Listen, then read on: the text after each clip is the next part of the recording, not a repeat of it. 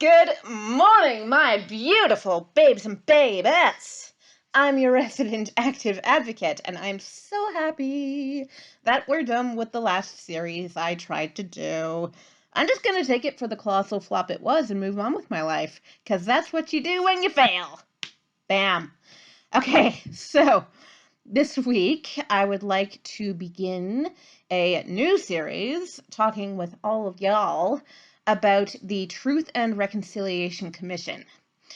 A few weeks ago in Canada, in British Columbia, our westernmost province, and most of you probably know about this, but if you don't, listen up. There was a discovery made at the Kamloops Residential School of the bodies of over 200 children who died at the school. And basically what happened with these places, the last of which, by the way, in Canada, closed in 1997. I was 7 years old in 1997. But for background, for anyone who doesn't know, what happened at these schools, and I will never not put that word in quotation marks, was that young Indigenous children would be taken from their families and their homes, and often taken many miles away from their families and homes, to these facilities run by the Catholic Church and other Christian denominations, in order to be educated as white children.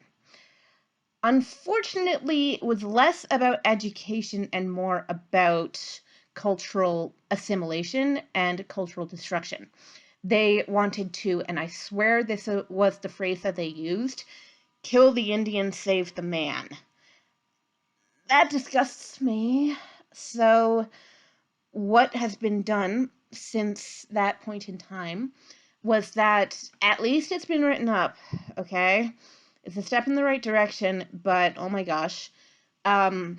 What has been written is a document called the Truth and Reconciliation Commission, and ostensibly the point of this document is that all levels in Canada, all levels of government in Canada are to acknowledge what has happened in the past between white European settlers / colonialists and the Indigenous peoples of North America. The residential schools opened in Canada and America were a violation of a number of treaties made between the whites and the natives.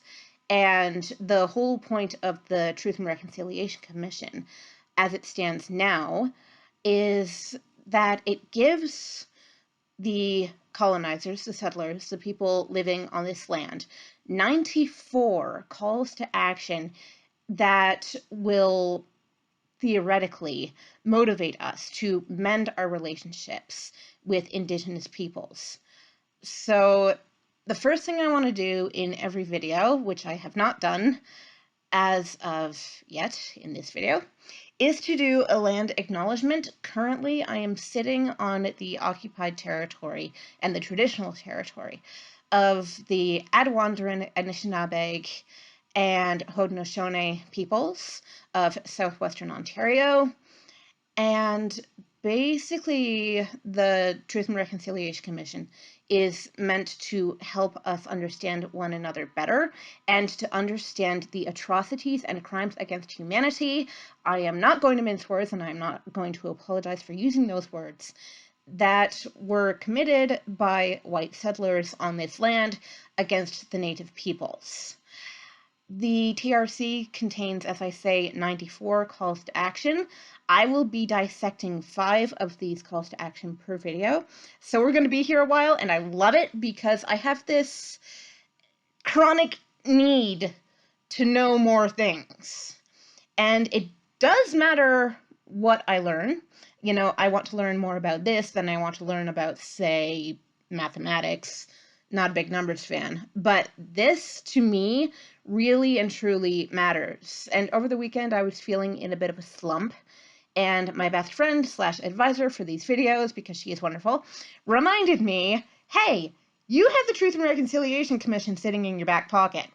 And I do, and it's wonderful, because the day after the discovery was made at Kamloops, I spent basically the entire day on Twitter, and I had the privilege to speak to my favorite musician in a very short exchange. His name is Jeremy Dutcher. If you don't know his music, go look it up. He's brilliant. And I asked him, because he sings in his own language, and I wouldn't have the ignominy to ask him what his songs mean in English, I asked him, do you have any songs that are calls to action? And he said to me, there are 94 such calls, and gave me the written document of the Truth and Reconciliation Commission. So I will be reading off the screen at times what is written in the document.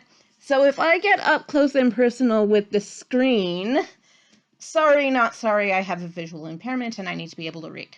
So if that bothers you, just turn around or close your eyes. I don't really mind either way, but that's what needs to be done. So I think that this will be very enlightening for all of us. This will be very exciting for me. Hope it's very exciting for you. And just reading through the first 5 calls to action this morning, there is already so much I need to research, and it's amazing. And I'm going to have a lot of fun with this because, as I say, I have this chronic need to learn more stuff. And this stuff actually matters. So I will see you all tomorrow to talk about the first 5 calls to action in the Truth and Reconciliation Commission. Have a lovely, wonderful day, and I will see you then. Mwah!